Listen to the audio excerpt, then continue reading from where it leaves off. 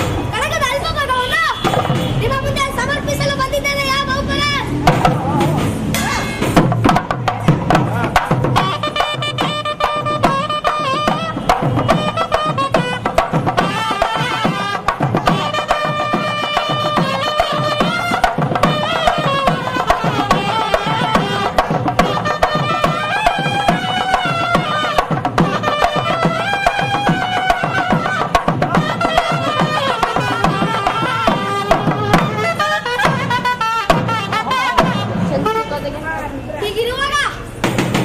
ಕೈಲಾಸದೊಡೆಯನಾದ ಪರಶಿವನು ದಕ್ಷ ಬ್ರಹ್ಮನ ಮಗಳಾದ ದಾಕ್ಷಾಯಣಿ ದೇವಿಯನ್ನು ಒಲಿಸಿ ವಿವಾಹವಾಗಿರಲು ಕುಪಿತನಾದ ದಕ್ಷ ಬ್ರಹ್ಮನು ಅವನ ಸ್ಮಶಾನ ಕಾಯುವ ಅವನ ಉಡುಪು ಚರ್ಮ ಅವನ ಆಭರಣವು ರುದ್ರಾಕ್ಷಿ ಮತ್ತು ಶಿವಲಿಂಗ ವಿಭೂತಿ ಧರಿಸಿರುವ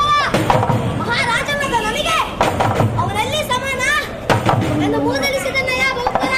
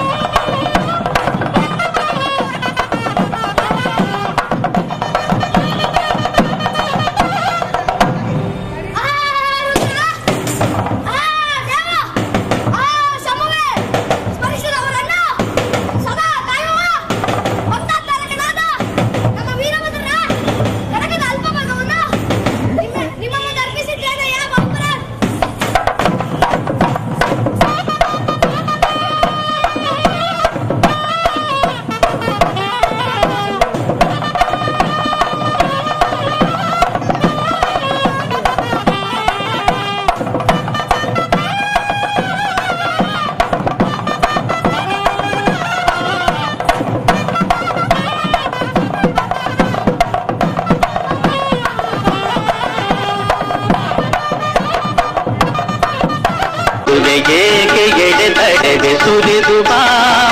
ಪಕ್ಕ ತೊರೆದು ಬಾ ಬಯಲ ಜರೆದು ಬಾ ನೆಲದಿ ಹರಿದು ಬಾ ಬಾರೆ ಬಾ ತಾಯಿ ಇಳಿದು ಬಾ